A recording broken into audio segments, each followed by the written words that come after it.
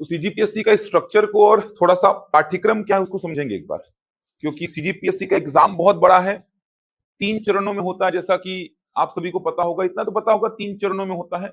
अच्छा, आप जो तैयारी करने आए हैं वो राज्य सेवा परीक्षा की तैयारी है, तो राज्य सेवा परीक्षा की तैयारी करेंगे तो कितने चरणों में होगी, क्या पाठ्यक्रम है, थोड़ा सा स्ट्रक्चर को समझते हैं और पाठ्यक्रम को समझते हैं, क्योंकि किसी भी एग्जाम की अगर आप तैयारी करना स्टार्ट करेंगे तो उसका स्ट्रक्चर क्या है ये पता होना चाहिए कि कैसे कैसे एग्जाम होगा, ये शुरू से लेके लास्ट तक मतलब इंटरव्यू तक का क्या चरण है, कैसे कैसे परीक्षा संपन्न होगी, उसके बाद पाठ्यक्रम क्या है, क्या क्या पढ़ना है आपको, प्री में मेंस में क्या क्या पढ़ना है। तो किसी भी एग्जाम की तैयारी अगर आप स्टार्ट करते हैं तो कम से कम एक स्ट्रक्चर आपके दिमाग में ऐसा बैठा हो कि एग्जाम कितने चरणों में होता है, कैसे कैसे आगे बढ़ना है, कौन सा पेपर क्वालिफाइंग पेपर है, कहां पर मेरिट लिस्ट बनता है, मेंस में कितने पेपर होते हैं, कैसे होता है मेंस, प्री कैसे होता है, मेंस में कॉपी कैसे मिलती है, एक पिक्चर कम से कम क्लियर रहे। तो आप लोग को पाठ्यक्रम क्या है ये बताऊंगा पूरा मैं, मतलब सिलेबस क्या है सीजीपीएससी का उसको समझाऊंगा, और साथ में स्ट्रक्चर क्या है उस पर बात करेंगे। बड़ा एग्जाम है, थोड़ा सा धीरे धीरे करके आपको चीजें समझ में आएंगी। आप सोचेंगे एक ही दिन में आपको प्री मेंस इंटरव्यू पूरा समझा दे, तो संभव नहीं है। 1 घंटे का लगभग मेरे पास समय है, भी 3 क्लासेस होंगी आपकी अलग अलग, तो 1 घंटे का मेरे पास समय है, तो 1 घंटे में जितना बता पाऊंगा उतना बताऊंगा, उसके आगे कल कंटिन्यू करूंगा फिर मैं। बड़ा थोड़ा सा स्ट्रक्चर है, बड़ा सिलेबस है, थोड़ा समय लगता है, लेकिन स्ट्रक्चर और सिलेबस पे काम आपको करना ही पड़ेगा, वरना कोई फैकल्टी आके क्या पढ़ा रहा है, कौन से सेक्शन का पढ़ा रहा है, कुछ भी समझ में नहीं आएगा आपको। इसमें से इंग्लिश मीडियम वाले कितने हैं? आप तीनों हिंदी मीडियम वाले हैं, ठीक है। बाइलिंगुअल मैं बोलूंगा तो कहीं पे भी कुछ छूट जाएगा तो पूछ लीजिएगा आप लोग, टर्म्स अगर मैं इंग्लिश में नहीं बोल पाऊं या छोड़ दूं मैं तो पूछ लीजिएगा आप लोग वहां पे। चलिए स्ट्रक्चर को समझते हैं, ऑनलाइन वाले भी ध्यान देंगे, स्ट्रक्चर को थोड़ा समझते हैं स्ट्रक्चर क्या है। तो 3 चरणों में एग्जाम होता है। पहला जो चरण है उसको बोलते हैं सीजीपीएससी प्री का एग्जाम, प्रीलिम्स बोलते हैं, प्रारंभिक परीक्षा। 3 चरणों में परीक्षा संपन्न होती है। तो पहला जो चरण है वो है सीजीपीएससी प्रीलिम्स, मतलब सीजीपीएससी प्रारंभिक परीक्षा। अच्छा, शैक्षणिक योग्यता क्या है, एज क्राइटेरिया क्या है, ये सब तो पता ही होगा। शैक्षणिक योग्यता क्या है, मतलब एजुकेशनल क्वालिफिकेशन क्या है, ग्रेजुएशन, किसी भी स्ट्रीम में आपने ग्रेजुएशन किया हो आप इसके लिए एलिजिबल रहेंगे। और एज क्राइटेरिया भी आपको पता होगा, 21 साल है, लेकिन देखा जाए तो 22 साल मोटा मोटा वो हो जाता है, क्योंकि जनरली आप अगर अगले साल का मान लीजिए देते हैं, मान लीजिए अगले साल जो एग्जाम होगा, जैसे बात करूं मैं, जो प्री का एग्जाम होगा कब, 2026 में, 2026 में जो प्री का एग्जाम होगा, एक्चुअल में ये कौन सा सीजीपीएससी होगा, तो ये सीजीपीएससी 2025 होगा। 2026 में जो पूरी प्रक्रिया चलेगी, प्री का एग्जाम, मेंस का एग्जाम, इंटरव्यू, 2026 में जो होगा वो होगा सीजीपीएससी 2025, राज्य सेवा परीक्षा 2025, क्योंकि विज्ञापन अभी नवंबर में जारी हो जाएगा, एडवर्टीजमेंट नवंबर में जारी हो जाएगा, इसीलिए सीजीपीएससी 2025 बोल रहा हूं उसको मैं। ये सीजीपीएससी 2025 का जो विज्ञापन है, एडवर्टीजमेंट है, नवंबर में जारी हो जाएगा 26 नवंबर को, और इसकी पूरी प्रक्रिया, इसका प्री का एग्जाम, इसका मेंस का एग्जाम, इसका इंटरव्यू 2026 में होगा। तो 2026 में जो एग्जाम होगा, प्री का, मेंस का और इंटरव्यू जो होगा, उसको मैं सीजीपीएससी 2025 बोल रहा हूं। जैसे अभी जो आप लोगों ने प्री दिया होगा, बैठे होंगे, तो ये सीजीपीएससी 2024 है। समझ आ रहा है, सीजीपीएससी 2024 है, क्योंकि अभी जो प्री का एग्जाम हुआ है इसका विज्ञापन जारी हो गया था नवंबर 2024 में। तो ध्यान रखेंगे 2026 में जो प्री का एग्जाम होगा या मेंस का होगा, इंटरव्यू होगा, वो सीजीपीएससी 2025, राज्य सेवा परीक्षा 2025 होगा, वो ध्यान रखिएगा। अब प्री 2026 में जो आप देंगे, जो सीजीपीएससी 2025 का फॉर्म आप भरेंगे, तो वहां पे एज क्राइटेरिया में क्या लिखा होगा, 1 जनवरी 2025 को आपका एज 21 कंप्लीट हो जाना चाहिए। समझ आ रहा है, 1 जनवरी 2025 को आपका एज 21 कंप्लीट हो जाना चाहिए। मतलब अभी जो 1 जनवरी आया था, अगर आपका एज 21 कंप्लीट हो गया है, 21 कंप्लीट हो गया है, तभी आप अगले साल का प्री का एग्जाम दे पाएंगे, ध्यान रखिएगा। तो देखा जाए तो जिस साल आप एग्जाम देने वाले हैं उस साल 22 साल के रहेंगे आप। अगर देखा जाए तो जिस साल आप एग्जाम देंगे उस साल 22 साल के रहेंगे। एडवर्टीजमेंट नवंबर 2025 में जारी होगा, इसीलिए इसको राज्य सेवा परीक्षा 2025 बोलूंगा मैं। लेकिन ये परीक्षा होगी कब, 2026 में। फरवरी में प्री होगा, मई जून में मेंस होता है, उसके बाद इंटरव्यू होता है। तो अगले साल जो प्री आप देंगे, इसके लिए एज क्राइटेरिया की बात करूं तो आपका 1 जनवरी 2025 को, अभी जो 1 जनवरी आया था, इस टाइम पे 21 साल पूरा हो जाना चाहिए। और शैक्षणिक योग्यता में, एजुकेशनल क्वालिफिकेशन में आपका कोई भी स्ट्रीम से ग्रेजुएशन होना चाहिए, स्नातक होना चाहिए। ये शैक्षणिक क्राइटेरिया है इसका। चलिए अब बात करते हैं, मैं बोल रहा हूं कि 3 चरण हैं। सबसे पहले बात करेंगे सीजीपीएससी प्री की। सीजीपीएससी प्री, तो सीजीपीएससी प्री की बात करेंगे तो सीजीपीएससी प्री के स्ट्रक्चर को पहले समझना है। स्ट्रक्चर क्या है इसका? तो सीजीपीएससी प्री में आपको 2 पेपर देने होंगे। 2 पेपर सीजीपीएससी प्री में होने हैं। स्ट्रक्चर को बता रहा हूं, उसके बाद सिलेबस पे आऊंगा मैं। 2 पेपर आपको देने होंगे, पेपर 1 और पेपर 2। पेपर 1 होगा जीएस का, मतलब जनरल स्टडीज का, सामान्य अध्ययन बोलते हैं इसको, सामान्य अध्ययन, जनरल स्टडीज मतलब सामान्य अध्ययन। और पेपर 2 जो होगा ये होगा सीसेट का। सीसेट को बोलते हैं सिविल सर्विसेज एप्टीट्यूड टेस्ट, इसको योग्यता परीक्षण बोलते हैं हिंदी में, योग्यता परीक्षण। ये 2 पेपर आपको सीजीपीएससी प्री के एग्जाम में देने होंगे। तो पहला पेपर होगा जीएस का, सामान्य अध्ययन, जनरल स्टडीज बोलते हैं, और पेपर 2 होगा सीसेट का, सिविल सर्विसेज एप्टीट्यूड टेस्ट, जिसको योग्यता परीक्षण बोलते हैं आप। अब पेपर 1 जो होगा, यहां पर आपको 100 प्रश्न देखने को मिलेंगे। प्रत्येक प्रश्न होगा 2 अंक का, मतलब 200 नंबर का ये पेपर होगा, 200 नंबर का। अगर आप करेक्ट आंसर टिक करते हैं, मतलब अगर आप सही उत्तर टिक करते हैं, तो आपको प्रत्येक सही उत्तर के लिए, प्रत्येक करेक्ट आंसर के लिए 2 नंबर मिल रहा है। अगर आप गलत उत्तर टिक करते हैं, अगर आप गलत उत्तर टिक कर रहे हैं, तो आपका 0.66 क्या हो रहा है, माइनस 1/3 माइनस मार्किंग है। लेकिन 1/3 किसका? सही आंसर के लिए जितना मिलता है उसका 1/3। ध्यान रखिएगा, 1/3 माइनस मार्किंग है तो बच्चों को लगता है 0.33 माइनस होगा, लेकिन 1/3 माइनस मार्किंग है। किसका 1/3? करेक्ट आंसर के लिए जितना मिलता है उसका 1/3 करेंगे तो आपको मिलेगा 0.66। तो माइनस मार्किंग है 1/3, लेकिन करेक्ट आंसर के लिए जितना नंबर मिलता है उसका 1/3, मतलब गलत उत्तर अगर आप टिक करेंगे तो आपका 0.66 माइनस हो जाएगा। समय 2 घंटे का रहता है इस पेपर के लिए, तो 2 घंटे का समय रहेगा। टाइम अगर बात करूं मैं तो समय रहेगा 2 घंटे का। 10 बजे से 12 बजे तक ये पेपर होता है, सुबेरे 10 से 12 फिक्स है टाइमिंग, 10 से 12 रहता है। ये पहले पेपर का स्ट्रक्चर है। दूसरे पेपर की बात करूं तो सेम स्ट्रक्चर है। 100 प्रश्न यहां पर भी देखने को मिलेंगे आपको। प्रत्येक प्रश्न होगा 2 अंक का, मतलब 200 नंबर का ये पेपर होगा। यहां पर भी आप सही उत्तर टिक करेंगे तो आपको प्रत्येक सही उत्तर के लिए, प्रत्येक करेक्ट आंसर के लिए 2 नंबर मिलेगा। अगर आप गलत उत्तर टिक करेंगे तो आपका 0.66 होगा माइनस। समय यहां पर भी 2 घंटे का ही रहेगा। 3 बजे से लेके 5 बजे तक ये पेपर चलता है दोपहर में, 3 घंटे का गैप रहता है। ये स्ट्रक्चर हो गया। क्वेश्चंस जो होंगे वो ऑब्जेक्टिव होंगे, ऑब्जेक्टिव टाइप के। ऑब्जेक्टिव मतलब कि वस्तुनिष्ठ प्रकार के प्रश्न होंगे। ऑब्जेक्टिव बोलने का मतलब एक प्रश्न होगा, उसके साथ 4 ऑप्शंस होंगे। 4 में से कोई एक ऑप्शन करेक्ट होगा जिसको ओएमआर शीट में आपको भरना है।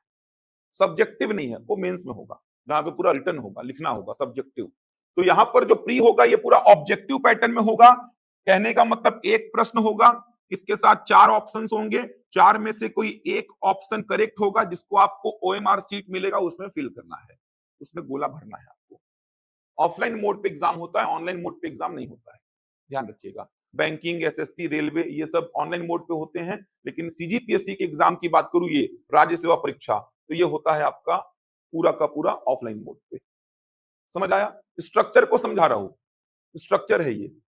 क्लियर हुआ यहां तक? 2 पेपर होंगे, दोनों ही पेपर 200 नंबर के होंगे। करेक्ट आंसर के लिए 2 नंबर मिलेगा। अगर आपका रॉन्ग आंसर टिक हो रहा है ओएमआर शीट में तो 0.66 माइनस हो जाएगा। टाइम होगा 2 घंटे का। 10 से 12 ये होता है, 3 से 5 ये होता है।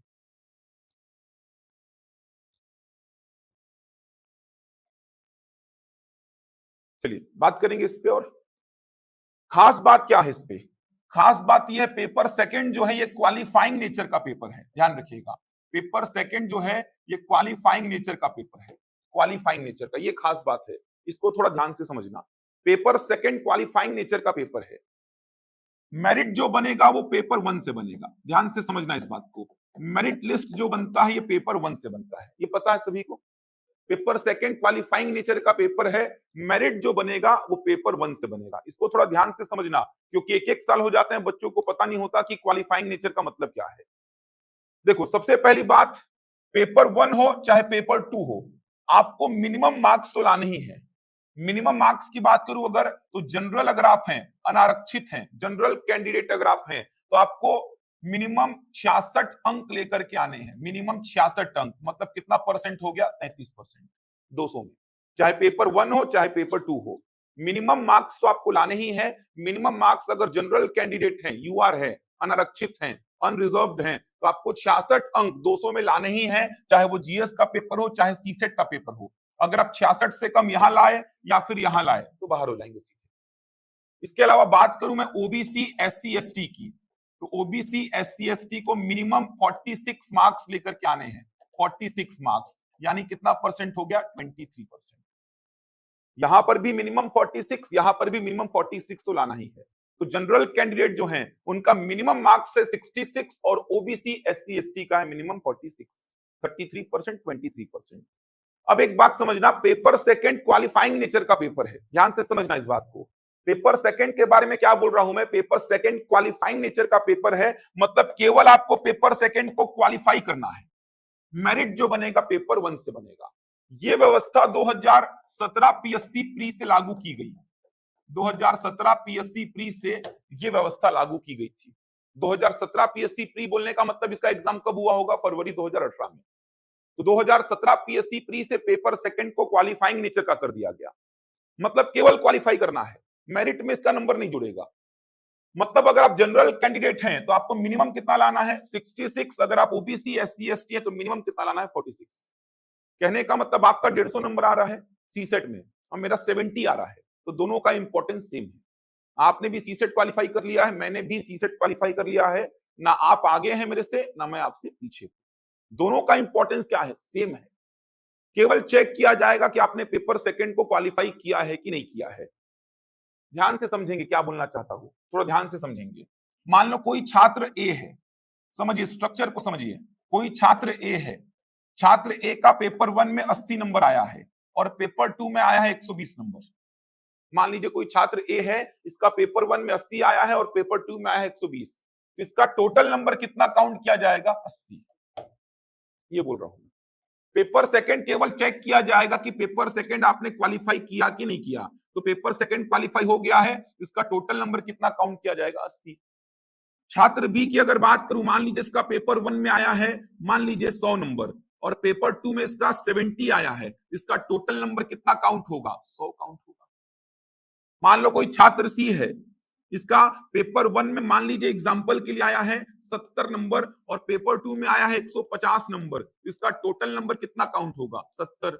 कोई छात्र डी है, मान लीजिए इसका पेपर 1 में 130 आया है और पेपर 2 में 60 आया है। अगर ये जनरल कैंडिडेट है तो बाहर हो गया। अगर ओबीसी एससी एसटी है तो इसका नंबर कितना काउंट होगा? 130। ये स्ट्रक्चर है सीजीपीएससी प्री का, समझ आ रहा है? अगर कोई छात्र ए है जिसका पेपर 1 में 80, पेपर 2 में 120, तो पेपर 2 को चेक करेंगे, क्वालिफाई हो गया है, नंबर कितना काउंट होगा? 80। 170 क्वालिफाई हो गया है, नंबर कितना काउंट होगा? 100। 70 150 क्वालिफाई हो गया है, कितना काउंट होगा? 70। 130 60 जनरल कैंडिडेट है तो बाहर हो गया प्री से। ओबीसी एससी एसटी है तो सीसेट क्वालिफाई है, कितना नंबर? 130। समझ आ रहा है? जो कट ऑफ बनता है ना, ये किससे बनता है? पेपर 1 से। पेपर 2 आपका क्वालिफाई होना चाहिए। जो कट ऑफ सुनते आते हैं आप लोग की कट ऑफ इतना गया, इतना जाएगा, ये जो कट ऑफ आप सुनते आते हैं, ये कट ऑफ किससे बनता है? पेपर 1 से। यानी कि 200 अंकों में बनता है कट ऑफ, 200 अंक। 2017 पीएससी प्री से ये व्यवस्था लागू है। अगर मैं कट ऑफ की बात करूं, 2017 पीएससी प्री में कट ऑफ गया था लगभग 82 के आसपास। कितने में? 200 में। कौन से पेपर का है? पेपर 1 का। पेपर 2 क्वालिफाई होना चाहिए बस। कहने का मतलब क्या समझ आ रहा है? आप अगर 2017 पीएससी प्री दिए, आपका सीसेट क्वालिफाई है और जीएस में आपका 82 या उससे ज्यादा है, इसका मतलब आपने प्री का एग्जाम निकाल दिया है। कट ऑफ का मतलब तो समझ आता है ना? जनरल बॉयज की बात कर रहा हूं, 82 कट ऑफ मतलब 82 या उससे ज्यादा नंबर लाने वाले सारे बच्चे प्री निकाल लिए। 2018 में कट ऑफ की बात करूं तो 2018 में कट ऑफ बढ़ गया था, ये 128 के आसपास पहुंच गया था। 2019 में कट ऑफ और बढ़ा, ये पहुंच गया था 140 के आसपास। समझ आ रहा है? 2020, 21, 22 ये पीएससी का एकदम अलग दौर चला, सबसे खतरनाक दौर चला 2020, 21, 22 सबसे खतरनाक दौर, सबसे टफ दौर था ये। 2020 के आसपास कट ऑफ 103, 105 के आसपास रहा था। 2021 में कट ऑफ बहुत डाउन गया, 72 के आसपास। 2022 में 92, 93 के आसपास गया। और पिछले बार जो हुआ था 2023 का जो एग्जाम हुआ था उसमें 136 के अराउंड था। 2024 का एग्जाम अभी प्री का हुआ है, इसका कुछ पता नहीं है। 2024 अभी हुआ है फरवरी में 9 तारीख को, उसका भी रिजल्ट आया नहीं है। तो 2017 से लेके देख सकते हैं ये कट ऑफ मैंने लिखे हैं 2023 तक के। 2024 अभी दिए हैं बच्चे फरवरी में 9 तारीख को। तो ये कट ऑफ जो सुनते आते हैं आप, ये कट ऑफ पेपर 1 का रहता है। ये स्ट्रक्चर आपको समझ में आना चाहिए, तभी तो डायरेक्शन सही पकड़ेंगे कि आपको तैयारी कैसे करनी है। बहुत सारे बच्चों को पता नहीं होता, उनको लगता है कि दोनों पेपर को मिला करके बनता है कट ऑफ। तो सी सेट को पढ़ते रहते हैं, सी सेट में 150 ले आएंगे, इधर 70 भी लाएंगे तो टोटल कितना हो जाएगा 220। ऐसा नहीं है, सी सेट में 150 लाया, जीएस में 70, टोटल नंबर कितना काउंट हुआ 70। 2017 पीएससी प्री से ऐसा हो रहा है। 2017 से पहले का दौर देखेंगे आप, 2016, 2015, तो वहां पर क्या होता था, दोनों को मिला करके बनता था कट ऑफ। जैसे छात्र ए का कितना हो जाता 200, छात्र बी का कितना हो जाता 170, छात्र सी का कितना हो जाता देखो 220 हो जाता। मतलब जो छात्र यहाँ पे सबसे पीछे है वो सबसे आगे हो जाता। 2017 पीएससी प्री से पहले की बात कर रहा हूं, 2016 पीएससी प्री, 2015 पीएससी प्री, उधर पे दोनों का मिला करके बनता था कट ऑफ। मतलब छात्र ए का 200, छात्र बी का 170, छात्र सी का 220, छात्र डी का 190। जनरल में तो बाहर ही हो जाता है।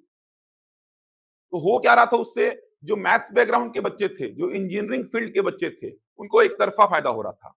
क्योंकि पाठ्यक्रम पे चर्चा करूंगा तो आपको बताऊंगा पेपर 2 जो है जनरली मैथ्स और रीजनिंग का पेपर है। अभी थोड़ा सा लैंग्वेज का पोर्शन को बढ़ा दिया है, जनरली पेपर 2 मैथ्स और रीजनिंग का पेपर है। तो जो मैथ्स बैकग्राउंड के बच्चे थे, जो इंजीनियरिंग फील्ड के बच्चे थे, वो क्या करते थे, ऐसा करते थे, देखो ऐसा ऐसा करते थे। देखो मैंने खुद ऐसा किया है 2015, 2016 में। पेपर 2 में ऐसा कर लो, पेपर 1 में ऐसा कर लो। पेपर 1 को जस्ट क्वालिफाई करो, पेपर 2 में ले आओ 140, 130, 150, कट ऑफ 190, 180 के आसपास जाता था, आराम से सीजीपीएससी प्री निकलता था। मतलब मैथ्स बैकग्राउंड के बच्चों को, इंजीनियरिंग फील्ड के बच्चों को बहुत ज्यादा टेंशन नहीं थी, प्री तो उनका निकलना तय रहता था। क्योंकि सीसेट में लगभग 80 प्रश्न के आसपास मैथ्स और रीजनिंग आते थे पहले। तो वो 80 प्रश्नों में अच्छा खासा स्कोर करते थे बच्चे, 20 प्रश्न लैंग्वेज के आते थे। तो सीसेट में उनका स्कोर 130, 140, 150 तक जाता था। तो जीएस उनको जस्ट क्वालिफाई करना रहता था बस, और उनका अच्छा खासा स्कोर बनता था 200, 190, 220, आराम से प्री का एग्जाम निकाल रहे थे। तो फिर ऐसा विवाद उत्पन्न हुआ कि मैथ्स बैकग्राउंड वालों को या फिर इंजीनियरिंग बैकग्राउंड वालों को बहुत फायदा हो रहा है, एक तरफा फायदा हो रहा है। तो 2017 पीएससी प्री से ऐसी व्यवस्था की गई कि पेपर सेकंड को क्वालिफाइंग नेचर का कर दिया गया। जैसा यूपीएससी में भी पेपर सेकंड क्वालिफाइंग नेचर का है, अधिकतर राज्य सेवा परीक्षा में आप देखेंगे अलग अलग स्टेट में भी तो पेपर सेकंड क्वालिफाइंग नेचर का ही है। तो वैसा ही प्रकृति यहां पे भी कर दिया गया, पेपर सेकंड को क्वालिफाइंग नेचर का कर दिया गया। तो पेपर सेकंड है लेकिन क्वालिफाइंग नेचर का है। समझ आया? ये प्री का स्ट्रक्चर है। मेरिट किससे बनता है? पेपर 1 से बनता है, जीएस से। तो सीसेट पढ़ना है, क्योंकि 20, 21, 22 का दौर ऐसा था ना जहां पे सीसेट बहुत टफ आ गया था। जीएस तो टफ था ही, सीसेट भी बहुत टफ आ गया था। ये 3 साल पीएससी का एक अलग दौर चला है। मान लो पिछले 2 साल में बात करूं, 2023, 2024 की बात करूं तो आसान पेपर रहा है सीसेट का। 23 में, 24 में बहुत आसान रहा है। समझ आया? ये स्ट्रक्चर हो गया, ये स्ट्रक्चर हो गया। बैठेंगे कितने लोग प्री में? तो जितने लोग फॉर्म भरेंगे, जिनकी इच्छा है वो बैठ सकते हैं। जो एजुकेशनल क्वालिफिकेशन को, जो एज क्राइटेरिया को फुलफिल कर रहे हैं, वो सारे बच्चे प्री के एग्जाम में बैठ सकते हैं। प्री में कोई रोक नहीं है। अगर आपका एजुकेशनल क्वालिफिकेशन पूरा है, एज क्राइटेरिया को फुलफिल कर रहे हैं, तो आप प्री के एग्जाम में बैठ सकते हैं। तो लगभग 1 लाख के आसपास लोग प्री में बैठते हैं। फॉर्म भरते हैं 1.5 लाख के आसपास, मान के चलिए मोटा मोटा 1 लाख, 1.25 लाख के आसपास, 1 लाख, 1.25 लाख के आसपास लोग प्री में बैठते हैं। 1 से 1.25 लाख के आसपास लोग प्री में बैठते हैं, ये मान के चलिए। अब प्री निकालेंगे कितने लोग, ये भी समझिए, प्री निकालेंगे कितने लोग? जितना पोस्ट है ना उसका 15 गुना बच्चे प्री निकालेंगे।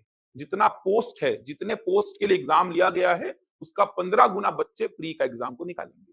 मैं अभी आरक्षण की बात नहीं कर रहा, उसमें आरक्षित पोस्ट होती है ओबीसी के लिए, एससी के लिए, एसटी के लिए, तो वो सब की बात नहीं कर रहा हूं। एक मोटा मोटा हिसाब किताब बता रहा हूं। जैसे एग्जाम्पल के लिए 300 पदों के लिए एग्जाम लिया गया, मान लीजिए 300 पदों के लिए एडवर्टीजमेंट जारी हुआ। 300 पदों के लिए एडवर्टीजमेंट पीएससी ने जारी किया, मान लीजिए नवंबर 26 तारीख को। अब प्री के लिए 1.5 लाख लोगों ने फॉर्म भर दिया। बैठे कितने, मान लीजिए 1 लाख सवा लाख लोग बैठे प्री में। प्री निकालेंगे कितने लोग, प्री निकालेंगे कितने लोग, तो 300 पद हैं। 300 पद हैं तो 300 का 15 गुना कितना हो गया, 4500। प्री कितने लोग निकालेंगे, 4500। समझ आ रहा है, ये 4500 लोग कहां जाएंगे, मुख्य परीक्षा में। समझ आई बात, 15 गुना बच्चे निकालेंगे। जितना पोस्ट है, अब 1000 पोस्ट होगा तो 1000 का 15 गुना कर लीजिए, 15,000 हो गया। 15,000 बच्चे प्री निकालेंगे। इसीलिए बोला जाता है जितना ज्यादा पोस्ट आएगा बच्चों की प्री निकालने की संभावना उतनी बढ़ती है, क्योंकि पर पोस्ट के पीछे कितने बच्चे, 15 बच्चे अंदर होंगे। तो पोस्ट के ऊपर डिपेंड करता है। 100 पोस्ट आया तो सोचो 100 पोस्ट अगर है, बस 100 पद हैं तो कितने बच्चे प्री निकालेंगे, 1500 बच्चे। 1 लाख सवा लाख बच्चों में 1500 बच्चे प्री निकालेंगे अगर 100 पद हैं। बाकी ये आंकड़ा देखने में लगता है बड़ा, लेकिन एक्चुअल में मेहनत करने वाले बच्चे बहुत कम होते हैं। अधिकतर बच्चे फॉर्म भर देते हैं, तैयारी रहती नहीं है, बस एक बार देखने के लिए कि एग्जाम कैसा होता है, उसके स्ट्रक्चर को, उसके माहौल को फील करने के लिए बच्चे फॉर्म भर देते हैं। बहुत सारे तो फ्री का फॉर्म आता है आजकल तो फॉर्म भर देते हैं अधिकतर बच्चे, लाख सवा लाख फॉर्म भरते हैं और 40-50 हजार तो एब्सेंट रहते हैं। देखेंगे आप, ये स्ट्रक्चर है प्री का। इसमें किसी को कुछ पूछना है तो बताइए मेरे को, किसी भी प्रकार का बिल्कुल डाउट है तो पूछना, क्योंकि ये ऐसा एग्जाम है जहां पे आप एकदम शांत शांत ऐसे बढ़ेंगे तो कुछ फायदा होगा नहीं। इसमें प्रॉपर गाइडेंस की आवश्यकता होती है। ये एग्जाम ऐसा है, ये एग्जाम 9-10 का एग्जाम नहीं है कि आप आएंगे पढ़ेंगे चले जाएंगे और सिलेक्शन ले लेंगे, ऐसा बिल्कुल नहीं होगा। गाइडेंस के बिना एग्जाम नहीं निकलेगा। समझ आ रहा है, बहुत बड़ा ये संघर्ष है, बहुत बड़ा एग्जाम है, बहुत बड़ी मेहनत लगेगी इसमें। छोटा मोटा एग्जाम नहीं, डीसी का पोस्ट कोई छोटी मोटी पोस्ट नहीं है। डीसी बनने के बाद आप आगे जाके एसडीएम के पद को संभालेंगे। समझ आ रहा है, डिप्टी कलेक्टर का पद बोल रहा हूँ, डीएसपी का पद बोल रहा हूँ, एसडीओपी बनेंगे आगे जाके। बहुत सारे बड़े बड़े पद है, जनपद सीईओ का पद है, एडी का पद है, ऐसे बहुत सारे, नायब तहसीलदार का पद है, बहुत बड़े बड़े पद है, बहुत बड़ी जिम्मेदारियां हैं। तो उसके लिए संघर्ष भी बहुत बड़ा लगता है इसमें। लेकिन एक बार ये एग्जाम निकल गया तो फिर लाइफ सेटल्ड हो जाती है, उसके बाद आपको कुछ करने की आवश्यकता नहीं है पढ़ाई लिखाई के मामले में। किसी को कुछ पूछना है, कुछ भी डाउट होगा बिल्कुल भी पूछ सकते हैं फ्री होके। कुछ भी डाउट है अगर प्रारंभिक परीक्षा के स्ट्रक्चर को लेकर के तो बिल्कुल पूछिए। ये समझ आया प्रारंभिक परीक्षा का स्ट्रक्चर, एक बार मैं पूरा स्ट्रक्चर समझा रहा हूं आपको, प्री से लेके पूरा इंटरव्यू तक का, उसके बाद सिलेबस पाऊंगा मैं। समझ आया ये, प्री का एग्जाम निकाले, अब कहाँ आएंगे अपन, मेंस में। स्ट्रक्चर पे बात कर रहा हूं अभी मैं, अभी केवल स्ट्रक्चर पे बात कर रहा हूं। सीजीपीएससी मेंस,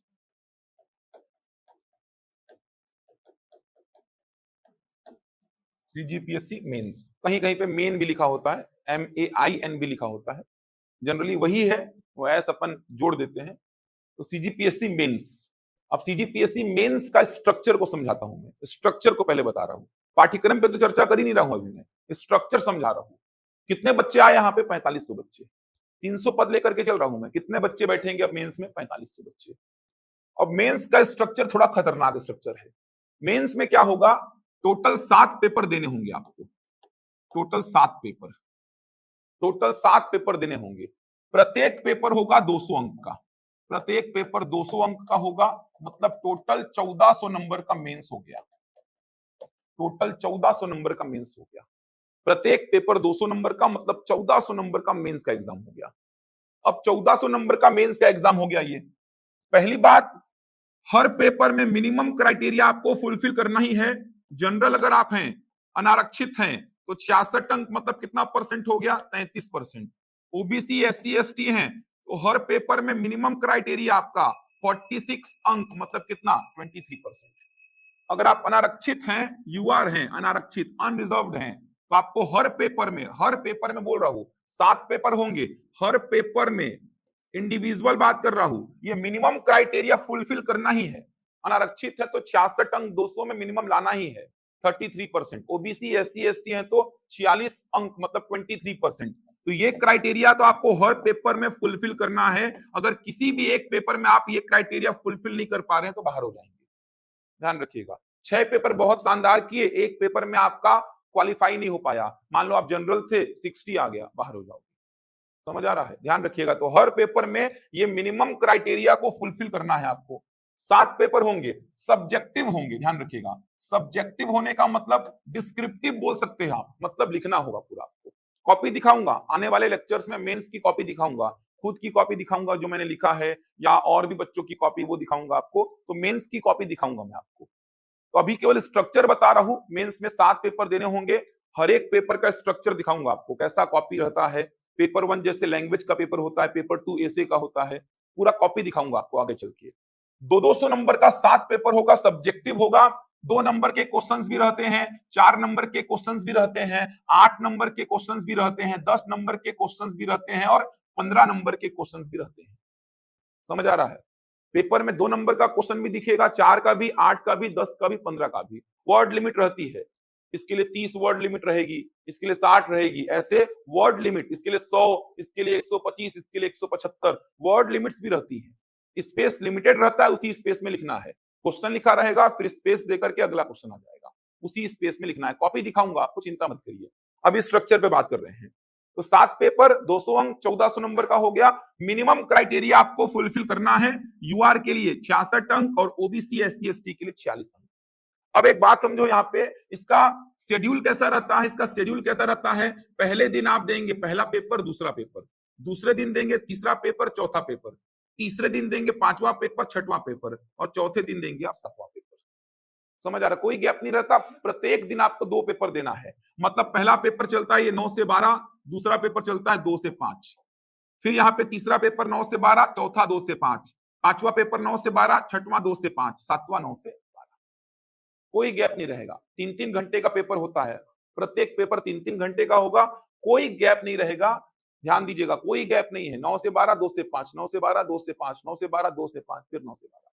मतलब मेंस देना मतलब मोक्ष प्राप्त कर लेना, ऐसा होता है। इतना हेक्टिक शेड्यूल रहता है। मेंस दे के निकलेंगे तो लगेगा कि कुछ बचा ही नहीं है। मेंस देने के बाद जब निकलेंगे, 7वां पेपर देने के बाद, तो लगेगा कि जीवन में कुछ बचा ही नहीं है, क्या करें, कुछ समझ में नहीं आ रहा है। मतलब ऐसा निकला ना वो 4 दिन, सोच रहे हैं ये पूरा शो चल रहा है 9 से 12, 2 से 5, 2 घंटे का बीच में गए, फिर रिवीजन करेंगे, खाना खाएंगे, 2 से 5 पेपर दिए, घर आते आते 6-7 बज जाता है। अगले दिन का फिर टेंशन, 9 से 12, 2 से 5 का, 9 से 12 देते देते 2 से 5 का टेंशन है मेरे को, 2 से 5 देते देते अगले दिन का 9 से 12 का टेंशन चल रहा है। समझ आ रहा है? इतना हेक्टिक शेड्यूल, इतना प्रेशर क्यों दिया जा रहा है आपके ऊपर? वो चाहता तो 2-2 दिन का, 3-3 दिन का गैप दे सकता था, एटलीस्ट एक दिन में एक पेपर ले सकता था वो, एक दिन का गैप दे सकता था वो। लेकिन इतना हेक्टिक शेड्यूल क्यों रखा गया है? पेशेंस चेक कर रहा है, आपका धैर्य को चेक कर रहा है, पेशेंस है कि नहीं आप में। समझ आ रहा है? पेशेंस है कि नहीं, इतना बड़ा पद को संभालेंगे आप, तो आपके में पेशेंस, धैर्य है कि नहीं। मानसिक तौर पे आपको इतना प्रताड़ित कर रहा है वो, पागल हो जाते हैं बच्चे।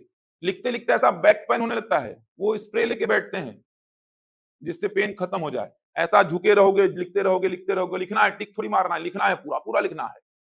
9 से 12 लिखे, 2 से 5 लिखे, अगले दिन फिर चालू हो गया, तो अगले दिन वो पीठ एकदम ऐसा, पीछे बैक कितना पेन होगा, तो स्प्रे लेके बैठे रहते हैं, मुंह स्प्रे मारते रहते हैं बच्चे क्लास में ही, लेकिन लिखते रहेंगे, क्योंकि बार बार मौका थोड़ी मिलता है मेंस लिखने का। तो इतना हेक्टिक शेड्यूल क्यों रखा गया, इतना टाइट शेड्यूल क्यों रखा गया है? कारण है कि इतना बड़ा जो एग्जाम है, इतनी बड़ी जिम्मेदारी संभालना है, डीसी बनोगे, कल के दिन एसडीएम बनोगे, कितना प्रेशर रहेगा उसमें। दंगे होते हैं, लड़ाई झगड़े होते हैं, वाद विवाद होते हैं, आपका कोर्ट बैठता है, उसमें आप मामले सुलझाओगे। तो ऐसा थोड़ी कि छोटी मोटी पोस्ट है कि नॉर्मल सा जॉब है, वहां पे तो प्रेशर बहुत ज्यादा रहेगा। उस प्रेशर को हैंडल कर पा रहे हो कि नहीं आप, वो सब चीजें आगे जाके मैटर करेंगी। उसी कारण से आप देखेंगे तो इतना हेक्टिक शेड्यूल, इतना बड़ा पाठ्यक्रम रखा गया है कि आप थोड़ा सा धैर्य में रहना सीख जाएं, आप प्रेशर लेना सीख जाएं। अब कोई बच्चा, मान लो ये देखो, हर पेपर में मिनिमम क्राइटेरिया फुलफिल करना है। कोई बच्चा 6 पेपर बहुत अच्छा किया, एक पेपर में फेल हो गया, अब धैर्य है कि नहीं उसके में कि अगले साल फिर से तैयार करे अपने आप को। सोचो, 6 पेपर बहुत अच्छा किया, 7वां पेपर में बाहर हो गया। 2016 पीएससी मेंस में मेरे साथ ऐसे ही हुआ था, 17 मेंस में, 2017 मेंस में। उस समय मेंस का स्ट्रक्चर अलग था, उस समय मैथ्स रीजनिंग 200 नंबर का आता था, तो मेरा शानदार पेपर क्या था, मैथ्स और रीजनिंग में मेरा 185 के आसपास था, 200 में लगभग। वो भी छोटी मोटी गलती होने के कारण वो काट पीट के 185 के आसपास आया था। तो मेरा मैथ्स और रीजनिंग का 6वां पेपर होता था उस समय। अभी अलग शेड्यूल है, अभी अलग पूरा का पूरा मेंस का स्ट्रक्चर है, बताऊंगा मैं। 18 से चेंज हो गया था। तो 17 वाले मेंस में मेरा सब पेपर बहुत अच्छा गया था और मैथ्स का पेपर इतना अच्छा गया था कि मुझे पूरा उम्मीद था कि इंटरव्यू कॉल तो कोई रोक ही नहीं सकता मेरा, क्योंकि मैथ्स में मेरे को लग रहा था 200 में 200 आएगा, रिकॉर्ड भी बन जाएगा। इतना शानदार गया था पेपर। तो मेरे को पूरा उम्मीद था कि मेरा इंटरव्यू कॉल भी आएगा, सिलेक्शन लिस्ट में नाम भी आएगा, लेकिन बाहर हो गया था मैं। कारण था पेपर नंबर 5, इकोनॉमी का जो पेपर होता था उसमें क्वालिफाई नहीं कर पाया था। 64 पॉइंट समथिंग आया था उसमें। जब आरटीआई से कॉपी निकलवाए तो 64 पॉइंट समथिंग आया था, तो क्वालिफाई नहीं कर पाया उसमें। जबकि बाकी विषयों में नंबर अच्छे थे, बाकी पेपर में नंबर अच्छे थे और इतने अच्छे थे कि आराम से इंटरव्यू कॉल आ जाता था। लेकिन एक पेपर रोक दिया, सोचो 2-2.5 नंबर के कारण बाहर हो गया। तो धैर्य चेक कर रहा है पीएससी, पेशेंस है कि नहीं आप में। आप फिर से खड़े होइए, फिर से प्री का एग्जाम दीजिए, क्या पता अगले साल प्री से बाहर हो जाए। तो आप में पेशेंस है कि नहीं, फिर से तैयार कीजिए अपने आप को, तो अभी इतने बड़े पद को संभाल पाएंगे। समझ आ रहा है? इतने बड़े पद को संभालने के लिए धैर्य चाहिए, मेहनत चाहिए, संघर्ष चाहिए, तब जाके आप उस मुकाम पर पहुंचेंगे कि आप पूरे क्षेत्र को संभालेंगे। तो बड़े पद हैं, इसीलिए इतना टाइट शेड्यूल रखा गया है, इतना बड़ा सिलेबस रखा गया है। तो बात कर रहा था सीजीपीएससी मेंस की, 7 पेपर होंगे, 1400 नंबर का हो गया। प्रत्येक दिन 2-2 पेपर होगा, चौथे दिन आपका एक ही पेपर होगा, पेपर नंबर 7। ये मिनिमम जो आपका 66 नंबर और 46 नंबर आपका हर पेपर में आना ही चाहिए। अब पेपर 1 में क्या है, पेपर 2 में क्या है, वो सब पे बाद में आऊंगा मैं। यहां से लेके यहां तक हर पेपर को 3 पार्ट में तोड़ दिया गया है। आपको आगे ये सब सारी बातें समझाऊंगा। पेपर नंबर 3 से लेके पेपर नंबर 7 को हर पेपर को 3 पार्ट में तोड़ दिया गया है। पहला पार्ट आता है 75 नंबर का, तीसरा पार्ट 75 नंबर का और दूसरा पार्ट आता है 50 नंबर का। ऐसे 3 से लेके 7 तक हर पेपर को तोड़ दिया गया है। सारी बातें पढ़ाऊंगा मैं, 2-3 दिन आपको पूरा एकदम फैमिलियर कर दूंगा पीएससी से। क्या है पीएससी, कैसा होता है, पूरा फैमिलियर कर दूंगा मैं। बाकी 2 फैकल्टी आके आपको पढ़ाएंगे, लेकिन मैं आपको यही समझाऊंगा अभी 2-3 दिन। एकदम फील हो जाएगा आपको पीएससी का कैसा एग्जाम होता है, कैसे पेपर मिलता है, कैसा दिखता है, मेंस का कॉपी कैसे लिखना है हमको। ये सारी बातें आगे चल के करूंगा मैं। ये समझ आया? 7 पेपर, 1400 नंबर, प्रत्येक दिन 2 पेपर, मिनिमम आपको इतना लाना है। अब मेंस निकालने के बाद आप कहां आएंगे? इंटरव्यू में। मेंस कितने बच्चे निकालेंगे? तो कितने बच्चे आए थे याद करो, यहाँ पे 4500 बच्चे आए थे। समझ आ रहा है? पोस्ट का 15 गुना बच्चे मेंस लिखे थे। अब पोस्ट का 3 गुना बच्चे जो है मेंस निकालेंगे। पोस्ट का 3 गुना, तो कितनी पोस्ट थी? 300। कितने बच्चे मेंस निकालेंगे? 900 बच्चे मेंस निकालेंगे। 4500 में से 900 बच्चे जो है वो मेंस निकालेंगे। तो देखा जाए तो मेरा खुद का भी अनुभव रहा है कि मेंस मेरे को थोड़ा आसान लगता है। समझ आ रहा है? प्री थोड़ा टफ हो जाता है। मेरे को खुद का ऐसा अनुभव मेरा है कि मेंस मेरे को आसान लगता है। इसके कारण बहुत सारे हैं। पहली बात तो 7 पेपर है, एक आध पेपर में थोड़ा ऊपर नीचे हो रहा है तो दूसरे पेपर में अपन उसको संभाल सकते हैं। 7 पेपर है, एक आध पेपर थोड़ा सा बिगड़ा तो दूसरे पेपर में अच्छा स्कोर करके उसको थोड़ा सा मैनेज किया जा सकता है। दूसरी बात सब्जेक्टिव है, कुछ ना कुछ अपन लिख ही लेते हैं चीजों को समझ के। एनालिसिस अगर अपन ने किया है तो अपन आंसर्स अच्छा फ्रेम कर सकते हैं। तथ्य नहीं है कि नहीं बना तो छोड़ना ही पड़ेगा मेरे को। और तीसरी बात, कंपटीशन देख सकते हैं, कितने बच्चे मेंस लिखने आए थे? 4500। 4500 में से कितने बच्चे मेंस निकालेंगे? 900। जबकि प्री का सोचो, 1 लाख बच्चे पेपर दिए थे, उसमें से कितने बच्चे निकाले थे? 4500। मेंस 4500 से 900 बच्चे निकाले हैं। समझ आ रहा है? अब ये 900 बच्चे कहां जाएंगे? इंटरव्यू में। अंतिम चरण साक्षात्कार, इंटरव्यू, अंतिम चरण। वो 900 बच्चे कहां पहुंच गए? इंटरव्यू में पहुंच गए। इंटरव्यू कितने नंबर का? 100 नंबर का। 150 का होता था लेकिन पिछले बार से 100 कर दिया गया। इंटरव्यू हो गया 100 नंबर का। अब ये 900 के 900 बच्चे क्या देंगे? इंटरव्यू देंगे। 900 के 900 बच्चे। समझ आ रहा है? इनके मेंस के नंबर अभी तक ऐसा दिखाया नहीं गया है, बस ये लिस्ट आई कि मेंस किन्होंने निकाला है। नंबर नहीं बताया गया कि मेंस में किसका कितना नंबर है। बस 900 बच्चों की लिस्ट आ गई कि 900 बच्चों ने मेंस निकाल लिया है। अब ये 900 बच्चे कहां जाएंगे? इंटरव्यू में जाएंगे। अब इन 900 बच्चों का मेंस 1400 नंबर और इंटरव्यू कितना? 100, मतलब 1500 में बनेगा मेरिट लिस्ट। 1500 में। ये मत सोचना कि मेंस निकालो मेंस का नंबर भूल जाओ, ऐसा नहीं। 1400 मेंस का नंबर और 100 इंटरव्यू का, 1500 में बनेगा मेरिट लिस्ट। 1500 में बनेगा। समझ आ रहा है? टॉप के 300 बच्चों को उठा करके पोस्ट दे दिया जाएगा। आरक्षण की बात नहीं कर रहा हूं, आरक्षण मिलता है वो अलग बात है। एक ओवरव्यू दे रहा हूं आपको मैं। 900 में 300 बच्चे टॉप के जो रहेंगे, जिनका 1400 में कितना आया, 100 में कितना आया, टोटल करेंगे, टॉप के 300 बच्चों को पद दे दिया जाएगा। समझ आ रही बात? ध्यान रखिएगा 1400 और 100 1500 में बनेगा मेरिट। जैसे एग्जांपल के लिए मान लो, एग्जांपल के लिए आपका मेंस में कितना आया 700, आपने मेंस निकाल लिया है। मेंस का मान लो कट ऑफ कितना गया 1400 में, मान लो मेंस का कट ऑफ गया, मान लो एग्जांपल के लिए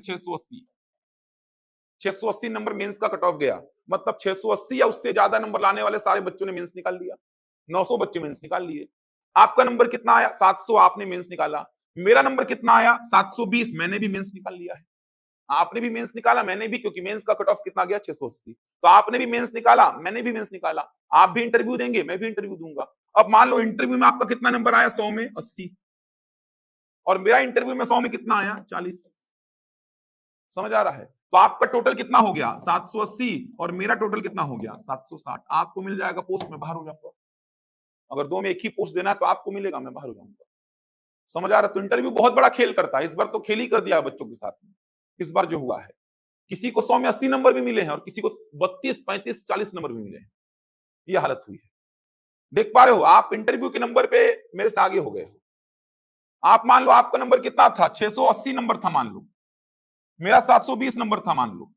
आपको इंटरव्यू में 80 नंबर मिल गया, मेरे को इंटरव्यू में 35 नंबर मिला है। आप कहां पहुंच गए? 680 से 80 जोड़ दीजिए, कितना हो गया आपका 700, कितना हो गया बोलो 760, और मेरा कितना है 755। मतलब मेंस में आपसे कितना ज्यादा था, उसके बावजूद पिछड़ गया मैं आपसे। समझ आ रहा है? मेंस में आपसे कितना ज्यादा था मेरा 40 नंबर, उसके बावजूद ओवरऑल नंबर जब आए, मेरिट लिस्ट बना, तो आप मेरे से आगे। ऐसे बनता है मेरिट। ऐसा नहीं कि मेंस निकाले मेंस भूल जाओ। अच्छा, पता नहीं होता लोगों को, तो लोगों को लगता है कि मेंस निकाले अब इंटरव्यू बचा है, बस बस इंटरव्यू निकालना। ऐसा नहीं है भाई। मेंस में कितना लाए होगे मैटर करता है। मेंस में आप 800 नंबर ले आए हो, मेंस में आपके 800 नंबर हैं, इंटरव्यू का नंबर मैटर ही नहीं करेगा। इंटरव्यू में 20 नंबर, 30 नंबर, 40 नंबर भी लाओगे तो भी आपका नंबर देख पा रहे हो कितना हो गया 8 से 40।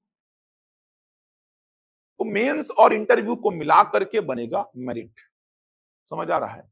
तो 900 बच्चे कहां पहुंचे थे इंटरव्यू में, 900 बच्चों का मेंस और इंटरव्यू का ऐसे टोटल किया जाएगा।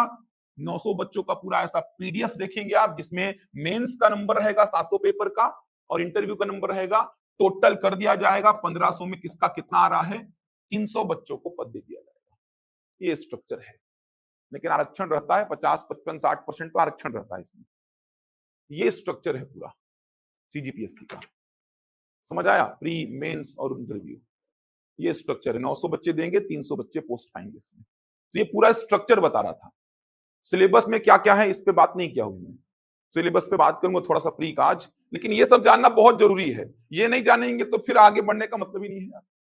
कोई आके आपको सीजी पढ़ा देगा, पॉलिटी पढ़ा देगा, लेकिन आपको समझना तो है कि भाई सीजी का सेक्शन कहाँ पे है, या हम पढ़ क्या रहे हैं, स्ट्रक्चर क्या है, हमको एग्जाम देना कैसे है।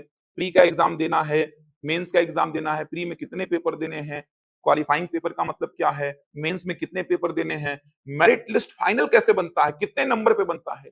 बच्चों को लगता है इसका कोई रोल ही नहीं है, मेंस निकाले मतलब मेंस का नंबर भूल जाओ, ऐसा थोड़ी है। वही तो खेल है। 1400 में कितना ला रहे हो आप, 100 में कितना ला रहे हो, 1400 में खींच लो 900 नंबर आप। इंटरव्यू में आपको 20 नंबर मिलेगा तो भी मैटर नहीं करता। वो जनरली 900 नंबर आता नहीं है। इस साल का देखोगे तो बहुत कम मार्किंग हुआ है। मार्किंग के ऊपर डिपेंड करता है। इस साल तो आप देखेंगे तो 720, 730 नंबर लाने वालों को पद मिल गया है। तो मार्किंग पे डिपेंड करता है। वो कॉपी दिखाऊंगा मेंस के आगे चल के, बोर्ड में पूरी कॉपी रहेगी मेंस की, हर पेपर को दिखाऊंगा कॉपी कैसा रहता है, लैंग्वेज का, एसे का, हर एसे के लिए कितना पेज दिया रहता है, कैसे लिखना होता है, इंग्लिश हिंदी दोनों की कॉपी दिखाऊंगा आपको। ये पूरा एनालिसिस है। ये सब दिमाग में जहन में बैठा लोगे ना, तो अब मजा आएगा पढ़ने में आपको। अदरवाइज आपको पता ही नहीं सीजीपीएससी का एग्जाम का चरण क्या है, कितना बड़ा एग्जाम है, छोटा मोटा एग्जाम नहीं है। अभी तो पाठ्यक्रम पे बात ही नहीं किया हूं। पाठ्यक्रम पे बात करूंगा तो आपको लगेगा अरे बाप रे ये सब पढ़ना है, क्या नहीं है इसमें। आप कोई विषय बोलो, मैं बोलूंगा इसमें है, बिना सोचे बोलूंगा इसमें है। कोई भी विषय आपके जहन में आ रहा है वो इसमें रहेगा। लगभग जो भी विषय आपके जहन में आए, हिस्ट्री बोलोगे है, पॉलिटी बोलोगे है, इकोनॉमी बोलोगे है, ज्योग्राफी बोलोगे है, art, culture, literature, philosophy, sociology, सब है। छत्तीसगढ़ है, लैंग्वेज है, हिंदी लैंग्वेज है सर, इंग्लिश लैंग्वेज है सर, छत्तीसगढ़ी लैंग्वेज है सर, मैथ्स है सर, इंग्लिश, समझ आ रहा है, सब है, रीजनिंग है, साइंस है, इन्वायरमेंट है, टेक्नोलॉजी है, स्पोर्ट्स है, समझ आ रहा है, इंटरनेशनल और नेशनल ऑर्गेनाइजेशंस हैं, एक्ट पढ़ने हैं, ह्यूमन रिसोर्स पढ़ने हैं, क्या नहीं है इसमें बताओ, सब पढ़ना है। छत्तीसगढ़ इतना सारा पढ़ना है कि आप जब सीजीपीएससी की तैयारी कर लोगे ना 1 साल 1.5 साल में, 1.5 साल का देखो पूरा ये चरण होता है, 1.5 साल का पूरा तैयारी मांगता है, कम से कम 1.5 साल में बोल रहा हूँ, कम से कम 1.5 साल, कम से कम 1.5 साल लगता है। मतलब अभी से स्टार्ट करोगे तो अगले साल के मेंस तक ये पूरा लगातार मेहनत मांगेगा आपसे, कम से कम बोल रहा हूँ। लेकिन 1.5 साल में वही बच्चे निकाल पाएंगे जो लगातार बने हुए, लगातार मेहनत कर रहे हैं, वही बच्चे निकाल पाएंगे इन 1.5 सालों में।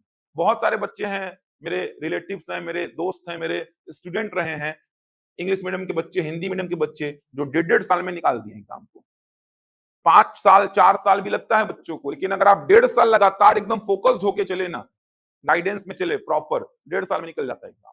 लेकिन गाइडेंस में चलना पड़ेगा और लगातार मेहनत करना पड़ेगा। 1-2 महीने का मेहनत नहीं, 1.5 साल लगातार। लगातार मतलब आज 8 घंटे पढ़ा तो कल भी पढ़ू, परसों भी पढ़ू, हर दिन पढ़ू 1.5 साल लगातार, तब निकलेगा 1.5 साल में। अदरवाइज 4 साल 5 साल लग जाता है। और ये एग्जाम ऐसा है कि एग्जाम का तैयारी कर लिए तो ये एग्जाम में नहीं निकला तो आगे जाके और भी एग्जाम्स निकल जाते हैं। व्यापम के एग्जाम्स हैं, सेंट्रल के एग्जाम्स हैं, सेम सिलेबस है, थोड़ा सा एफर्ट मारना पड़ता है थोड़ा आगे बढ़ के, तो कुछ ना कुछ आपको दे ही देगा, खाली हाथ नहीं लौटाएगा। सीजीपीएससी का ढंग से तैयारी किए हो तो खाली हाथ नहीं लौटोगे, कुछ ना कुछ आपको दे करके ही जाएगा। सीजीपीएससी का तैयारी ऐसा है कि आपको कुछ ना कुछ दे करके जाएगा। ये फील्ड ऐसा है, इस फील्ड में अगर आप बने रहे, ईमानदारी से मेहनत किए, तो ये फील्ड आपको कुछ ना कुछ तो दे करके ही जाएगा। खाली हाथ नहीं लौटाएगा ये फील्ड आपको, कुछ ना कुछ दे करके जाएगा। कोई ना कोई पद, कोई ना कोई नाम आपको दे करके जाएगा ये, लेकिन आपको मेहनत करना पड़ेगा इसके लिए। थोड़ा सा सिलेबस पे बात करता हूँ सीजीपीएससी प्री के, बाकी मैं डेली आके भी ये सब समझाते रहूंगा आपको। वैसे मैं मैथ्स और रीजनिंग का सेक्शन पूरा डील करूंगा, आपका पूरा मैथ्स और रीजनिंग का सेक्शन प्री में जितना भी है, मेंस में जितना भी है, मेंस में भी है मैथ्स और रीजनिंग, प्री में भी है, तो आपका मैथ्स और रीजनिंग का पूरा सेक्शन डील करूंगा। लेकिन जो मेरा अनुभव रहा है पिछले 8-9 साल का सीजीपीएससी का, वो अभी बता रहा हूँ आपको। जितना मैंने एग्जाम दिया है, 2 बार इंटरव्यू मैंने दिया है, तो जितना मैंने दिया है वो अपना पूरा का पूरा अनुभव बता रहा हूँ आपको ये, क्योंकि ये सब पता रहेगा। हमारे टाइम पे तो ऐसा चलता ही नहीं था, हमारे टाइम पे आते थे सीधे लिखो ये लिखो ये, तो उस चीज को हमको आगे जाके एहसास हुआ कि हमको स्ट्रक्चर ही नहीं पता है, तैयारी क्या करना है, कौन से विषय का इंपॉर्टेंस कितना, कुछ नहीं पता है हमको। मेंस में पहली बार बैठे तो कॉपी देख के ऐसा लगभग आ गए थे कि ऐसा कॉपी होता है क्या, हम तो सप्लीमेंट्री सोचते थे भरेंगे, वहां तो लिमिटेड स्पेस है, हम तो कॉलेज का एग्जाम सोच के पहुंच गए थे देने। उतना उस समय अवेयरनेस नहीं था, अभी तो बहुत अवेयरनेस है। अभी तो टॉपर्स का कॉपी देख लीजिए आप, कॉपी दिखा देंगे आपको, सोशल मीडिया में भरा हुआ है कॉपी टॉपर्स का। चलिए प्री के थोड़े सिलेबस पे बात करते हैं, बाकी मैं डेली आके बातचीत करते रहूंगा, लिमिटेड समय है, इसके बाद मेरी क्लासेस भी है। और चलिए प्री में जैसा कि मैंने बात किया 2 पेपर होंगे, पेपर 1 और पेपर 2, ये 2 पेपर होंगे प्री में।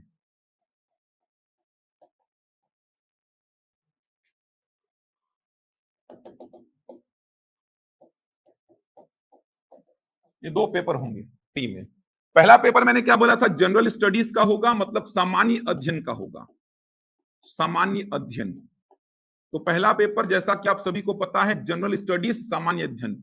इस पेपर को 2 पार्ट में तोड़ दिया गया है, इस पेपर को 2 पार्ट में तोड़ा गया है, पार्ट 1 और पार्ट 2, पार्ट 1 और पार्ट 2। पार्ट 1 से आते हैं 50 क्वेश्चन और पार्ट 2 से भी आते हैं 50 क्वेश्चन। पार्ट 1 में इंडियन जीएस है, एक मोटे मोटे तौर पे समझाऊं तो पार्ट 1 में इंडियन जीएस है, इंडियन जीएस, और पार्ट 2 में सीजीजीएस है। पार्ट 1 में इंडियन जीएस है, मतलब भारत का सामान्य अध्ययन, और पार्ट 2 में सीजीजीएस है, मतलब छत्तीसगढ़ का सामान्य अध्ययन। 50 क्वेश्चन आपको पार्ट 1 से मिलेंगे और 50 क्वेश्चन आपको पार्ट 2 से मिलेंगे। इंडियन जीएस से 50 क्वेश्चन और छत्तीसगढ़ जीएस से 50 क्वेश्चन। देख सकते हैं छत्तीसगढ़ का वेटेज कितना बड़ा हो गया। 100 अंक का आपको मिलेगा छत्तीसगढ़, 100 नंबर का छत्तीसगढ़ है, 100 नंबर का। और यहां देखेंगे तो 100 नंबर का इंडियन जीएस है। ये देखिए छत्तीसगढ़ का वेटेज आप समझ सकते हैं, इसीलिए बोलते हैं छत्तीसगढ़ अगर आपका अच्छा नहीं है तो सीजीपीएससी से बाहर हो जाते हैं बच्चे।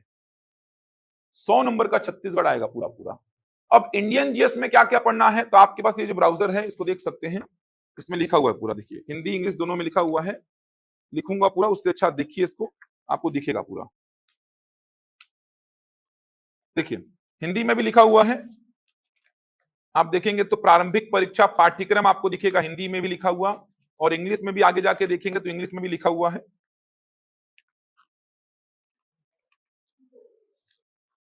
देखिए इंग्लिश में भी लिखा हुआ है, ये देखिए ये वाला यहाँ पे आएंगे, सिलेबस इन सीजीपीएससी प्रीलिम्स दिख रहा है, इधर इंग्लिश में लिखा हुआ है, हिंदी में देखेंगे तो ये इधर पे हिंदी में लिखा हुआ है यहाँ पे।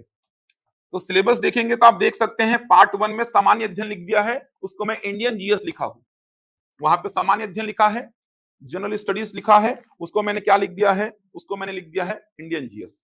और पार्ट 2 देखेंगे तो लिखा हुआ है, देखिए जनरल नॉलेज ऑफ छत्तीसगढ़, उसी को मैंने क्या लिखा, सीजीजीएस लिखा है।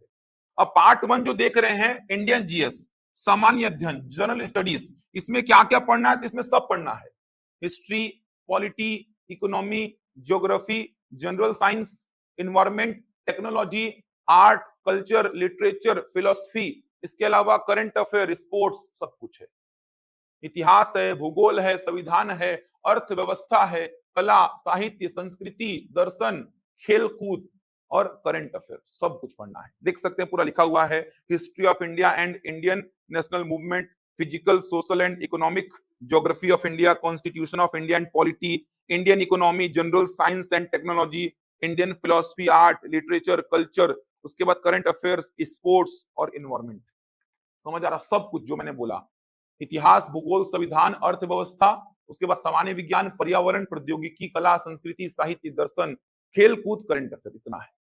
छत्तीसगढ़ जीएस में पूरा छत्तीसगढ़ जीएस कवर करना है आपको, पूरा छत्तीसगढ़, मतलब छत्तीसगढ़ पढ़ने के बाद छत्तीसगढ़ के लोग कैसे दिखते हैं ये भी बता दोगे आप आदमी को देख के ऐसा बता दोगे कि वो बस्तर का है, कि सरगुजा का है, कि रायपुर का है, कि बिलासपुर का है, इतना पढ़ लोगे छत्तीसगढ़ के बारे में। मतलब आपको ऐसा नेट में सर्च नहीं करना पड़ेगा, जब आप कभी अपनी फैमिली के साथ किसी प्लेस में घूमने जा रहे हो छत्तीसगढ़ पढ़ने के बाद, तो आप ऐसा सर्च नहीं करोगे गूगल में कि कहाँ पे क्या है, रायपुर में घूमने की जगह क्या है, आपको सब पता होगा, गूगल से अधिक बता दोगे आप कि रायपुर में घूमने की जगह क्या है, जसपुर में घूमने की जगह क्या है, कौन से नेशनल हाईवे पे चल रहा हूं मैं, कौन से स्टेट हाईवे में चल रहा हूं, समझ आ रहा है, कौन सा नाला है ये, कौन सा नदी है ये, नाला तक बता दोगे आप, ये कौन सा नाला है, नाला जानते हैं ना जो पड़ता है ऐसा अपन चलते हैं, नाला तक का नाम बता दोगे। नदी तो बहुत बड़ी बात है, नदी तो बता ही दोगी, नदी आई तो कौन सी नदी है, कहां से निकली है, कहां जाके मिलेगी, किससे मिलेगी, सब कुछ बता दोगे।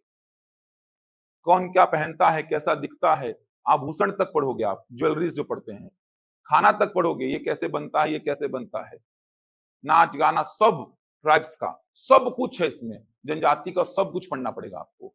मतलब छत्तीसगढ़ पढ़ने के बाद आप छत्तीसगढ़ से ऐसा फैमिलियर हो जाएंगे कि छत्तीसगढ़ के बारे में, एडमिनिस्ट्रेशन छत्तीसगढ़ का कैसे चलता है वो पढ़ेंगे, हिस्ट्री क्या था छत्तीसगढ़ का, ज्योग्राफी क्या है छत्तीसगढ़ का, इकोनॉमिक जो पूरा चीजें हैं छत्तीसगढ़ की वो पढ़ेंगे, आर्ट, कल्चर, ट्राइब्स जो है सब कुछ पढ़ना है, कुछ नहीं छोड़ना, पंचायती राज, सब कुछ है इसमें। देख सकते हैं पूरा लिखा हुआ है, ये देखिए history of Chhattisgarh and contribution of Chhattisgarh in the freedom movement, geography, climate, physical status, census, archaeological of and tourist centres of Chhattisgarh, literature, music, dance, art, culture, समझ आ रहा सब कुछ। अच्छा मुहावरे कहावतें जो पढ़ते हैं अपन वो सब भी है, कुछ नहीं छूटता इसमें, ट्राइब्स है, स्पेशल ट्रेडिशंस है, तीज है, festival of Chhattisgarh, economy, forest, agriculture of Chhattisgarh, administration, local government, Panchayati Raj, सब कुछ है, industry in Chhattisgarh, energy, water, mineral resources of Chhattisgarh, current affairs of Chhattisgarh, समझ आ रहा है, हिंदी में भी लिखा हुआ देखेंगे तो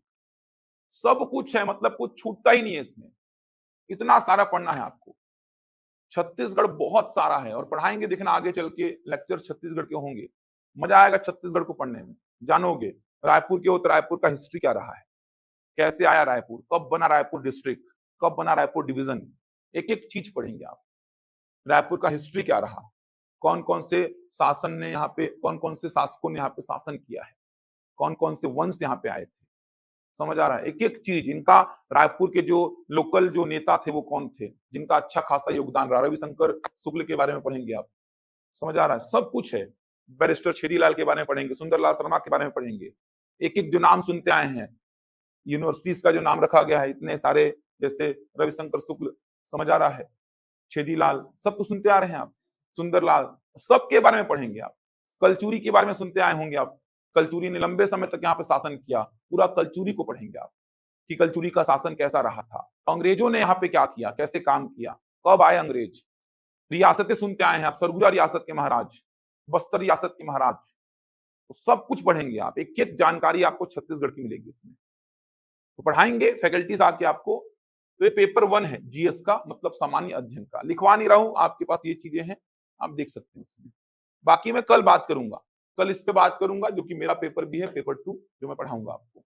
कल इस पे बात करूंगा, धीरे धीरे आगे बढ़ूंगा मैं, लेकिन थोड़ा फैमिलियर कर दूंगा आप लोगों को पीएससी से। पीएससी क्या होता है, कैसे देना है आपको, थोड़ा फैमिलियर हो जाएंगे आपको जिससे। कल इस पे बात करूंगा, थोड़ा समय नहीं है, जाना है मुझे उस ब्रांच भी, क्लास है वहां पे मेरी। अभी आपकी एक क्लास लगेगी पॉलिटी की और एक हिस्ट्री की लगेगी। क्लासेस रेगुलर आएंगे तो चीजें समझ में आएंगी।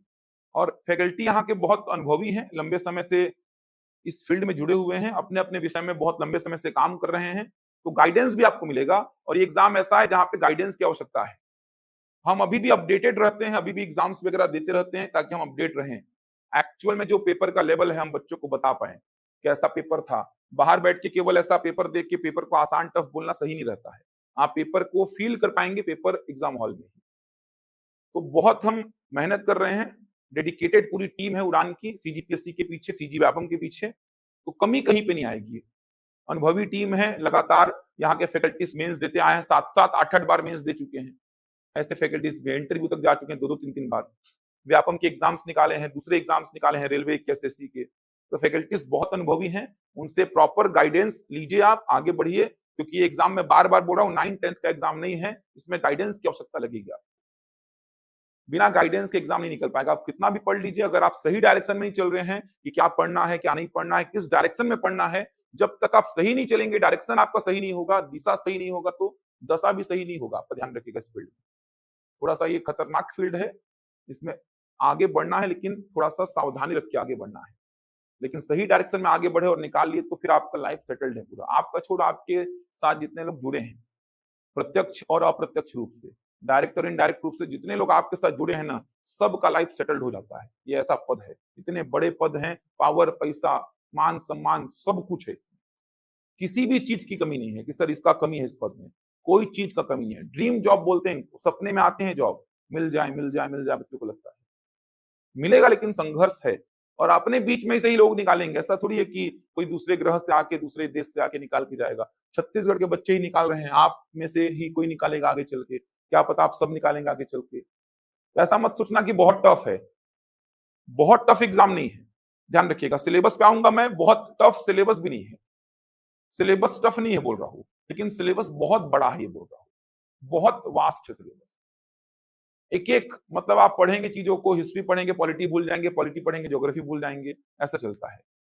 तो इसके लिए केवल एक ही इलाज है, निरंतरता आप में है, कंटिन्यूटी आप में है, मेहनत करने का। अगर आप में जुनून है कि डेली मैं पढ़ सकता हूं तो एग्जाम निकाल लोगे। समझ आ रहा है? टफ नहीं है, बड़ा है।